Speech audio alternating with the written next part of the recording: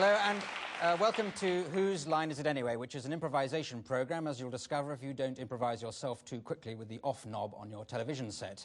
What I'll be doing is I'll be giving the contestants here a variety of things to do to get them to think on the spot, to perform off the cuff, or otherwise go completely around the bend. And to make sure it's nice and spontaneous, or at least scruffy, I'll be involving the studio audience here who'll be yelling out suggestions and ideas for the contestants to play. The audience themselves have been specially selected for their good looks, their intelligence, and their susceptibility to flattery. Now, the contestants, now the first contestant comes from America. America has given us some great performers over the years. I'm thinking of Frank Sinatra, Marilyn Monroe, Champion the Wonder Horse. But tonight it's given us Archie Hahn. Oh yes,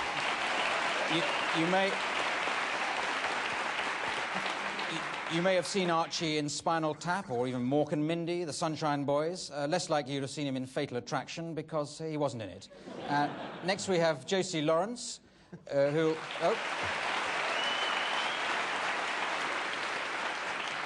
she'll need no introduction to anybody who's met her before, which will include people who've seen her in the Comedy Store Players, the famous troupe of improvisers, who have also lent us our next contestant, who is Paul Merton. He's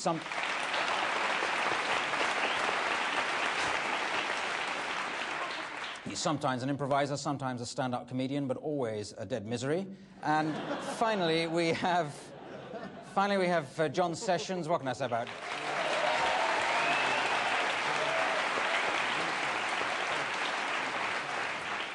What can I say about John? Actor, academic, and regular all-round nice guy. Well, those are just a few of his ambitions, but... As you know, those are the contestants. Let's get on with the game. The first game is a simple one called Authors. So if I could ask the contestants to come down into the performing position. That's it. Yes, you look very good there. Now, as I say, it's a simple game, Authors, in which each of the contestants has come along with the name of an author in mind, and in a moment I'm going to get the title of a story from somebody in the studio audience. Then I'll start off with Archie, and he'll begin to tell that story in the style of his author. And then when I buzz, we'll go on to Josie, and she'll continue the story, but in the style of her author, and so on round the contestants until the story is told, or until it's time for the next game. So the first thing I'll do is I'll find out which author you've come along with. Archie, who is your author? Stephen King. Stephen King. Let's get off to a nice, frightening start. Josie? Louisa M. Alcott. For those who don't know her, she wrote Little Women, Little Men, and Little Wives. Yes. Yes, and little else. And Paul? The person who writes the Janet and John books. Yeah. And what did they write? They wrote Little Men. Yeah. Little characters. And John, who have you gone along with? Charles Dickens. Charles Dickens. Huh. Right. OK, well, a title for a story. Can we have something, you know, like The Day They Invented Champagne, or Who's Afraid of Virginia Wade, something like that? Just a title for a story. Anybody will do. Through the Garden Gate. Through the Garden Gate. Excellent. Thank you, sir. Now, well, starting off then, Archie, with you, in the style of Stephen King, Through the Garden Gate. Through the garden gates he came, again that summer. Until this point, he'd had no bouts with the dizziness. He remembered only vaguely the smell of burning rubber. Yes, that was all behind him. As he got to the cottage door, he thought to himself, I wonder if the ladies are at home. He rang the bell, and out gaily tripped Joanne. Joanne said, "Come in, and I'll fix you a meal." As they went into the living room, all the girls were sitting round, gaily embroidering different things onto different pieces of material. "Hi," they said. "Are you still getting those dizzy spells?" "Well, we'll have to do something." We'll have to do something about that, said Jack. John.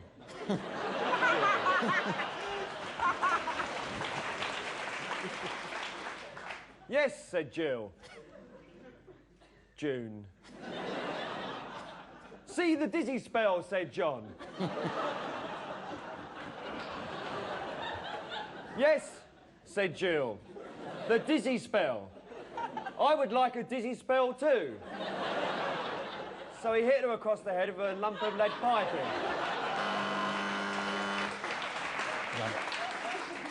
Said Jack. Stop it.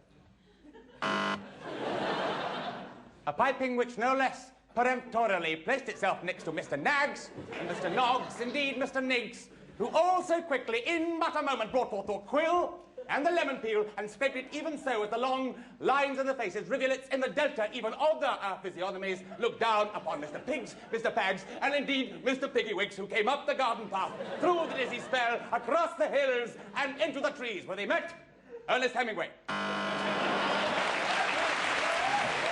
Thank you. End of game. All right. That's very good. I have to award points for these games, and I've awarded 10 points each to Josie, Paul and John, and I think 20 to Archie, because I think he did mention going through a garden wall at one point, which is more than everybody else did. Now, the next round is bizarrely called Different Games, for the simple reason that in it they play different games. I don't know why. The first game we get them to play is Paul and Archie. I'm going to get an everyday activity from somebody in the audience, and Paul is going to improvise that everyday activity, while Archie will provide the sound effects for that everyday activity. So, has anyone got an everyday activity? Getting dressed. Hang on, getting dressed. Feeding the cat. Feeding the cat. Having a bath.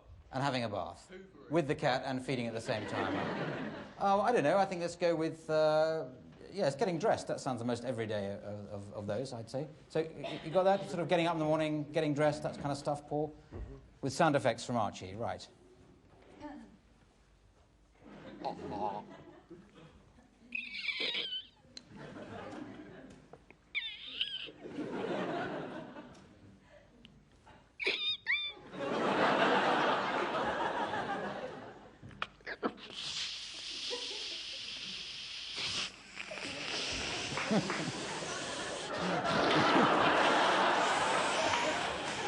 I think I'll put the radio on.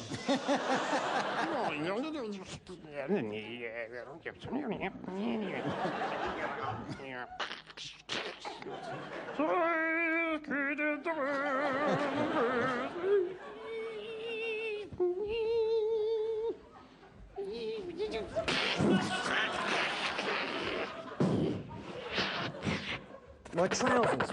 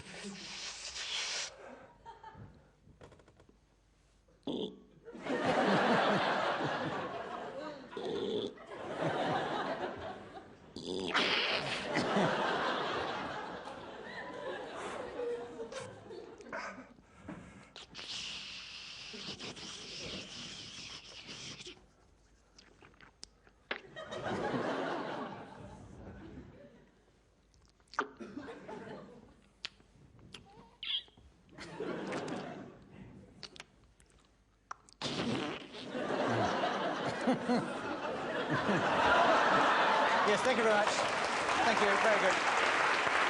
Yeah, okay. Yeah.